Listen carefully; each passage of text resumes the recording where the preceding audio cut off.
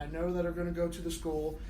And even of all those kids, I've only ever had one make my team. And I can tell you the specific story of it was the kid's dad was the admissions director for the school. He was going to be a 4.0, so he wasn't costing us a dime for a scholarship. Low risk. He's low risk. He's going to bring up our average GPA on the team because he's a 4.0 and the kid's a flipping genius. And hey, Dad might get a couple really good players in next year for us. Yeah. So and then now we have favor with the dad who can help us with admissions for the hockey players for the hockey team.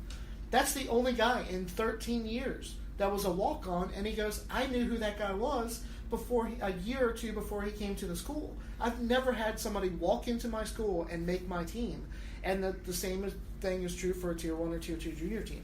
It's very, very rare that you go into a camp that you just got a generic email for, or you even just randomly signed up online, you're on your own, and made that team, and they didn't already know 40 other guys, 50 other guys that were coming to that camp that automatically were on the list ahead of you. And remember, they want good players to test their returning players and their new draft picks at their. They want a good camp, right? Yeah. So it doesn't mean you suck. Yeah. They want you there because you're a good player, but they also know, hey, we got to fill 3 teams, especially like at the NCDC, USPHL. We got to fill the Premier and the Elite. Yep. So we want to bring in good kids to push our kids that we really think can play and are going to be on our team, but we also maybe might get some good Premier kids out of this. And then you got to watch the whole promise of practicing with the NCDC or the NAHL team. They dangle that carrot out there, and they may just throw you out there one practice just to say, hey, we made good, knowing, I mean, you really have to find the right situation. It's a lot of homework. And, that stuff unfortunately happens all the time. We could get into many situations like that. Just you really have to have a comfort level with a coach and build a relationship and know that they're interested in you. If you go to a pre-draft camp for an NCDC team and you rip it up, realize at that pre-draft camp there are 0 returning players there. Not one kid in that rink, maybe 1 or 2 that came from other programs, have played Tier 2. So, hey, you had a great camp. You had 5 goals in 3 games. You lit it up. The coach really liked you. You're the best player of the kids who have never played Tier 2. So they invite you to their main camp. Awesome opportunity, but if they're not talking about drafting you, your chances are still slim. Yep. You really have to build that relationship. And there's nothing wrong with playing EHL or Premier because both of those leagues push kids to Division III. Oh, I think both leagues do a tremendous job at that at NCAA D3 because as far as actual competition levels are concerned, there's a lot of mini leagues that people don't know about that don't get really seen, but there's a lot of players that are really good. Like I always toss it out, but the Victoria Island Junior Hockey League, the VIJ, I mean, it's a great league. It's a great league that I watch players in, and they're really good. But again, it's not a league that gets exposure. It's not a league that pushes kids NCAA D3. So the EHL and the USPHL Premier are good leagues for that. I tell kids that all the time.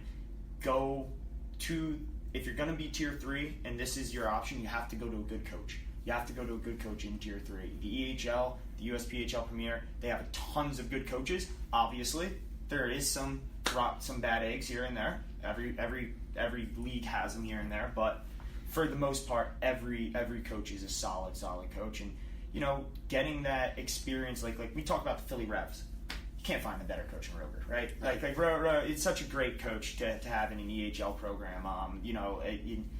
And to see, we have 4 local kids playing for Philly this year. So yeah, that's not a plug. John has to go to find players, and he comes. He takes his time to come to our area, and he sees our players, and we work with him. And we don't send kids there, but he likes players. Yeah, and it's like I said, there's a lot of good EHL coaches. There's a lot of good USPHL Premier coaches that can develop your kids. And remember that it's not all so much about marketing as well as it is about developing. You have to get better. You can't just keep having potential. You have to somehow live up to that potential. And remember, it's a process. It's not. Very few kids play 1 year a junior and go to college. It's usually a 2 to 3 year process. Ben, you were a coach at that level, and how many times did you have to tell a kid, just hey, I know you're on the 3rd line, but it's going to be 2 years before you're getting looked at anyway. So let's make you better. Yeah, and I was coaching at the junior level before the USA Hockey 15-year-old rule came in. So we had the range of 15 to 19-year-olds on the team we had the range of 15 to 19-year-olds on the team, and it was trying to tell the 15, 16, 17-year-old kid that, yeah, you're working your way into a role because that guy is 2 or 3 years ahead of you that's on that first line. It's going to take time. Which, again, there's more opportunities now for kids to play through their 18-year career and then leave home after they graduate from school and go play a year at a really good AAA team and develop that way, as opposed to, it's great to get thrown out there against the older kids, but, maybe you're playing in such a limited role that you're not getting better. Well, yeah, when it comes to Tier 3 versus AAA, and I spell it out a lot for parents, it's very individualized and it's very relative to your own situation. So understand that. When we're talking about this, we're generalizing a lot when it comes to AAA versus junior hockey for players, but my thing is this: if you are 16 years old and you have a AAA option, and it is a real AAA option, that means you are at 2003 right now. That is a better option than junior A right now for your development purposes, for a lot of it, and I mean that in a way of for the physicality, for actually developing your on ice and sense of skills. What you will learn in junior hockey is more X's and O's than you've ever learned before. You will learn positioning like you never learned before.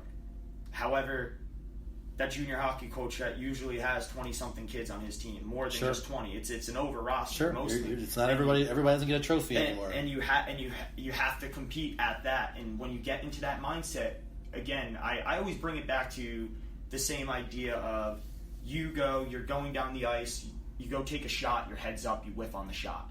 Coach, you go back to the bench, coach rips you apart. So what do you do the next shift? You go down the ice, you put your head down, you look at the puck, you take a shot, and you make sure it goes in the chest. That's not creating good habits, but it will get you ice time. So that's where I always go with the junior versus AAA. At 16 years old, 03, that's what it's like. You might just be hanging on, you might be in good position, but you might be doing those things, those bad habits that may not be corrected because you're just playing it safe, playing it simple. Right. And back to your situation with the junior Nats, Ben, there are kids that, I can think of a couple right now that maybe their AA team switched format and now they're not playing a full season, they're playing a split season, and a kid really, he's like on the verge of being a AAA player, he's really committed, he wants to play games. So, Zach Vitt doing a great job at the Potomac Patriots, former college coach, getting that kid to play 15, 20, 25 games with their elite level USPHL team could be a great opportunity for that kid to play with the older players, a little bit better players. I remember you guys looked at Devin when he was 14, 15 with the junior Nats, invited him to tryouts, and that was an awesome experience. He was playing against kids he had never played against before, the level and the strength, and he got a taste of, you had several players who went to play D3 on that team, he got a taste of what it was like, what it was going to be like the next few years. He wasn't ready to do that, but if you got a kid who's maybe caught up in the political game, he's 16, he's 17, he can't make the AAA team, maybe he's good enough, maybe he's close, that can be a good opportunity to stay local because he's not ready to leave home and play at the junior level, not the top, but the elite level where they can work with your high school schedule and give you an opportunity to maybe play against some older kids. Yeah, absolutely. And I think that's why, honestly, so many of those programs exist. They're there to give those kids opportunities to be able to move on. It's kind of the gap year, so to speak, in hockey of being able to bridge the gap from either 16 or 18, AA or AAA, to playing on the top level junior team in a program. That's why that secondary team there is there, and it's unfortunate that I think that so many players and parents look at it as the B team, quote unquote, or the JV team, like high school sports. We don't want to be on the JV team. We don't want to be on the B team. Right. Exactly. But there's a reason why. Again, who's on the roster? Doesn't matter. Yeah, and there's a reason why USA Hockey has the steps built in. Sure. If you were intended to go from 14U as a Bantam major straight to junior or straight to 18 AAA, there wouldn't be a step in between, or now 2 steps in between with 15 and 16. Right. Like, there's a reason why those steps are there. Take your time and go through the process the right way. I'm gonna jump into that because I liked this conversation so much when it comes to the elite version of the USPHL and the EHL Premier, because that's pretty much the same thing. About 4 years ago, the USP3 did a very, very, very huge, and the USPHL Elite did a very huge social media campaign and really pushed the envelope. And people weren't looking at it like they look at the USPHL Elite today. It has a bad connotation. The EHL Premier has a bad connotation. They're trying to build it up, and they are. They're building it up via social media. We see the EHL posting how many kids moved up from EHL Premier up to EHL and all that, and that's great. That's the only issue. The league itself, for what it's designed to do, which is my opinion, is bridge that AA to AAA gap. It's perfect for that. And to be fair to more parents, and I don't want to be that bad on some AA organizations, but look at the coaching that you're getting at your Tier 2 organization. If it is the best coach in that Tier 2 organization, then you are going to get a good coach. If it isn't, then more than likely your USPHL elite coach is a lot better of a coach and can teach it. It's almost doing it for a living. Yeah, it's coaching for a living. I like to call it a USPHL elite in that AA on steroids. It's faster. It is faster. It is more physical. It is older, right? But it's still a developmental league. You can still develop your kids. It's still an avenue for AA players to get out there. And then guess what? You're going to get guys that are really good at recruiting, the good recruiters, the ones that can dig for the 03s playing in Elite, the 03s playing in NA3, the 03s playing in USPHL Premier, wherever, to build an 18U AAA team. Because that's what some people do. That's what. I mean, if you're an 18, 19-year-old kid playing Elite, let's go to college. Different. Let's find a good ACHA program that's going to make us happy. If you're 16 and for whatever reason it's the best option for you to play at the best level, great opportunity. It is. Of course, depending on the coach and the situation, but in Potomac, I trust those guys. They're doing a really good job, and kids that aren't ready to leave home, it can be an awesome opportunity for some of those kids. So we've covered quite a bit here when it comes to the pathway, the summer exposure stuff. At the end of the day, we're here to try to help, and we appreciate you listening to this. Any questions? We're always willing to answer questions. DMV Prospects at gmail.com. Real quickly before we finish up, a little bit of local hockey news. The Maryland Black Bears NAHL team did have their main camp at Piney Orchard recently. They've selected their 30 kids for training camp, and as far as I know, there are at least 2 local products. Reed Liebold, who played for Little Caps a few years ago, is an RPI Division I commit. I believe he's coming to training camp along with Finn McLean from the Kent School, who was a tender this year and also has played in the Sunday Elite Hockey League. Not a big deal. August is coming. It's here. It's August 1st now as we do this podcast. We've got... that's being heard as you unwrap your lollipop on the podcast, by the way, Coach Mazzo. Thank you.